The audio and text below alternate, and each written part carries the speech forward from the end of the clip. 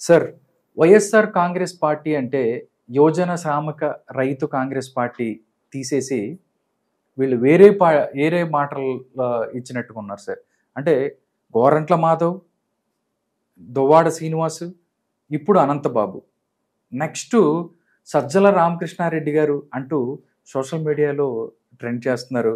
అంటే ఏంటి సార్ వీళ్ళు ఇన్ని సంవత్సరాలు ఈ గత 5 సంవత్సరాల నుంచి వీళ్ళు ప్రభుత్వాన్ని నడిపారా, లేకపోతే యువజన శ్రామిక రైతు కాంగ్రెస్ పార్టీని వేరే పేరు మార్చి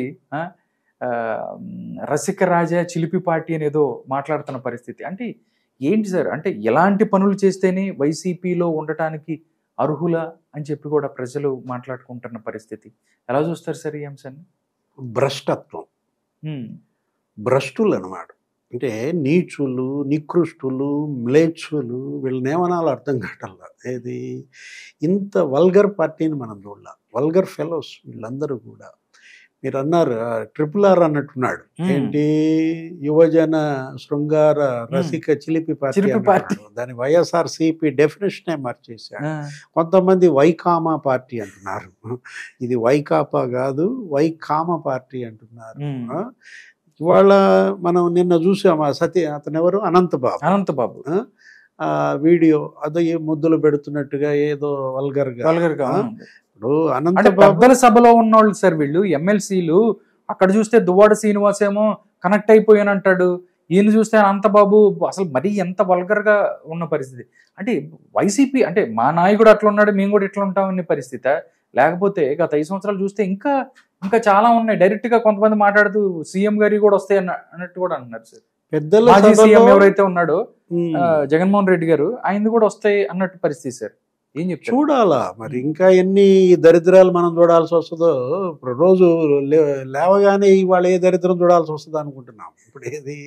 ఇప్పుడు పెద్దల సభలో దువ్వాడ శ్రీనివాస, పెద్దల సభలో ఈ అనంతబాబా, అక్కడ పెద్దల సభలో విజయసాయి రెడ్డి. ఆ విజయసాయి రెడ్డిది ఒక ఎపిసోడ్ ఏంటి, అసలు ఎండోమెంట్ శాంతి, మదన్ మోహన్ కేంద్ర ప్రభుత్వ ఉద్యోగి, అతను రాష్ట్ర ప్రభుత్వ ఉద్యోగి, ఆమె వాళ్ళ బిడ్డ. మదన్ మోహన్ DNA టెస్ట్కి నేను సిద్ధం, నువ్వు సిద్ధమా అంటాడు. ఎవరిని? సాయి రెడ్డి మాట్లాడు. అంటే రాజ్యసభలో భ్రష్టత్వం. అతను మాధవ్, ఎవరతను, అక్కడి నుంచి బిగిరైంది అసలు. అతను ఎంపీ. ఆ భ్రష్టుడు అదేంటి అసలు, అతని వీడియో వాట్సాప్ గ్రూప్లో వేశారు. ఎంపీల వాట్సాప్ గ్రూప్లో. దేశంలో మిగతా ఎంపీలంతా ఈ దరిద్రవేంద్ర నాయన అనుకున్నారు అనమాట. అంటే వీళ్ళు ఏ స్థాయిలో గబ్బు పట్టించారు రాష్ట్రాన్ని, ఎంత తలవంపులు తెచ్చారో మనకి ఇక్కడే కనపడుతోంది. లోక్సభలో ఆ భ్రష్టుడు, రాజ్యసభలో ఈతను, ఇప్పుడు కౌన్సిల్లో మీరు చెప్పిన ఇద్దరు, దువ్వాడ శ్రీను, ఈ అనంతబాబు అసలు మరీ అన్యాయం. ఏది, వాళ్ళ నాన్న వాళ్ళ తండ్రినే మావోయిస్టులు కాల్చి చంపారు. గిరిజనుల దోపిడీ అంశంలో అనంతబాబు తండ్రిని మావోయిస్టులు చక్కర్రావుని అతను ఎంపీపీగా ఉంటే అప్పుడే అతన్ని కాల్చి చంపిన పరిస్థితి అనమాట. అంటే తండ్రిని మించిన కర్కోటకుడుగా మారాడా ఈ అనంతబాబు.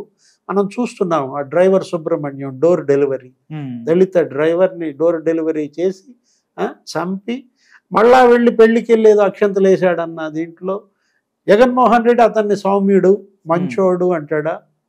అంతే. వేదిక మీద అతన్ని పక్కన పెట్టుకుని తీసుకువెళ్తూ, తన క్యారవాన్లో అతన్ని తీసుకెళ్తూ జగన్మోహన్ రెడ్డి ఇచ్చే సందేశం ఏంటి? వీళ్ళ పెద్దల సభలో ఉండేవాళ్ళు, అసెంబ్లీ, శాసనసభ, అక్కడ ఒక 4 భ్రష్టులు, అంబటి రాంబాబు, అతనేదో అరగంట అదొక భ్రష్టత్వం. ఎవరో సంజన అంటారు, సుకన్య అంటారు. మొన్న ఏదో ఇంటర్వ్యూ ఎక్కడ ప్రెస్ మీట్లో ఎవరో రిపోర్టరు, సార్ మీ వీడియోలు అనగానే అతను కంగారు పడ్డాడని. వీడియోలు ఏంటి అని అంటే, ఆ వీడియో కాదండి, నేను పొరపాటు ఆడియో. ఓహో, నేను వీడియోలు అని అనుకున్నానులే అని అతను కంగారు. అంటే వీడియోలు కూడా ఉన్నాయా జనాలు అనేది? ఏం దరిద్రం చూడాల్సి వస్తుందని మనం అదే అనుకుంటోంది. రేపే దరిద్రం వచ్చుద్దో. వాళ్ళ అంబటి రాంబాబు అరగంట, వాడెవడో ఒకడు గంట అంటాడు. అవంతి శ్రీనివాస్ వాడెంత భ్రష్టుడు. అసలు వీళ్ళ వయసు ఎంత? వీళ్ళకు ఆడపిల్లలు లేరా? ఎవరిని కదిలిచ్చినా 2 ఆడపిల్లలు వీళ్ళకి. ఆడపిల్లల తల్లిదండ్రులై ఉండి వీళ్ళు ఆడపిల్లల జీవితాలతో ఈ విధంగా ఆడుకోవటమా? ద్వారంపూడి చంద్రశేఖర్ రెడ్డి అంట, అతను ఎవరో దళిత మహిళ ఏదో అతను వేధింపులకు గురి చేస్తున్నట్టు ఆమెను అసలు ఎక్కడికి వెళ్ళనీయకుండా ఆమె చుట్టూ నిఘా, ఏదో 23 కెమెరాలు, ఒక బిడ్డ, ఆ బిడ్డనేదో దూరంపూడి చంద్రశేఖర్ రెడ్డి ఒళ్ళో కూర్చోబెట్టుకుని తలనీలాలు దీపిస్తున్న దృశ్యం ఫోటోలు జనసేన నేత రిలీజ్ చేశాడు బొలిశెట్టి. ఇప్పుడు ఇవాళ ఫోక్సో కేసులో ఒకటి జైల్లో ఉన్నాడు. ఎవరాడు? మాజీ ఎమ్మెల్యే సుధాకర్ అని, ఆ జరిదొడ్డి సుధాకర్. ఎక్కడ అతను? కోడుమూరు. అవును సార్. 52 రోజులుగా అతను జైల్లో ఉన్నాడు. 3 ఏళ్ళు ఒక ఆడబిడ్డను అతను పెట్టిన టార్చర్. అవును, ఆ వీడియోలు కూడా వచ్చినాయి. వీడియో అదే ఫస్ట్ వచ్చిన వీడియో అదే. ఇవాళ అతను జైల్లో ఉన్నాడు, ఆ మాజీ ఎమ్మెల్యే. వీళ్ళంతా అసెంబ్లీలో వీళ్ళు నలుగురు భ్రష్టులు. వీళ్ళ జగన్మోహన్ రెడ్డి నవరత్నాలు, ఆయన నవరత్నాలు ఇచ్చా స్కీముల గురించి అతను మాట్లాడేది. మనకు కనపడుతుంది నవరత్నాలు. ఇప్పుడు నేను చెప్పిన పేర్లన్నీ 9 వచ్చి విజయసాయి రెడ్డి, లేకపోతే మాధవ్, ఇక్కడ ఈ అంబటి రాంబాబు, అవంతి శ్రీనివాసరావు, కొడుమూరు సుధాకర్, ద్వారంపూడి చంద్రశేఖర్ రెడ్డి, దువ్వాడ సీను, అనంతబాబు, మళ్ళీ రేపొద్దున ఏదో సజ్జలు అంటున్నారు. అవునండి, సజ్జలది కూడా ఒక వీడియో మొత్తం అంతా తిరుగుతుంది. వాళ్ళు కూడా దాంట్లో చూస్తే చాలా క్లోజ్ గా మూవ్ అవుతున్నారు. అంటే అధికారాన్ని అడ్డం పెట్టుకుని ఆడబిడ్డలని వీళ్ళు పెట్టిన టార్చర్, వేధింపులు ఎంత టార్గెట్ చేశారో మనకు కనపడుతుంది. ఇప్పుడు జనరల్గా ఏంటంటే ఉద్యోగాల కోసం వస్తారు, అవును, లేకపోతే ప్రమోషన్ల కోసం అడుగుతారు. అంటే మీ దగ్గరకు ఉద్యోగాల కోసం వచ్చినా, ప్రమోషన్ల కోసం వచ్చినా, ఏదైనా పని కోసం వచ్చినా ఆ ఆడబిడ్డని ఈ విధంగా మీరు క్షోభలో పెట్టారంటే, ఇంత టార్చర్ చేశారంటే, అందుకు కాదా వీళ్ళకి ఆడబిడ్డలు ఉసురు తగిలేగా ఇవాళ ఈ పరిస్థితి వచ్చింది. 151 నుంచి 11కు పతనం అయ్యారంటే, అటు చెల్లెళ్ళు ఉసురు పోసుకున్నాడు. 2 చెల్లెళ్ళు కన్నీళ్లతో కొంగు సాచి ఓట్లు అడిగారు. మా అన్న ఓటే బాగండి అని చెప్పారు. అన్నకి ఓటేయొద్దని కన్నీళ్లతో కొంగు సాచి అడిగిన చెల్లెళ్ళను మనం చూసాం. తల్లి ఉసురు పోసుకున్నారు, విజయమ్మ ఉసురు. అంటే అసలు ఎంతమంది ఆడబిడ్డలు వీళ్ళ దీనికి బలయ్యారు.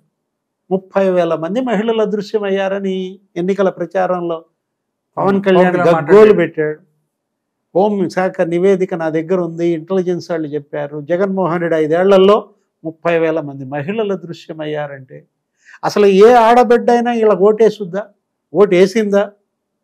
మొన్న మనం చూసాం, ఏది 17% ఓట్ బ్యాంక్ పోయిందంటే, కూటమికి 57%, ఇతనికి 40% ఓట్ బ్యాంక్ వచ్చిందంటే ఎంత ఇవాళ తెలుగుదేశం, జనసేన, బీజేపీ అంటే వీళ్ళు మళ్ళా గెలిస్తే మమ్మల్ని బతకనివ్వరు అనే ఒక భయంతో వేసిన ఓటు అది మొన్న.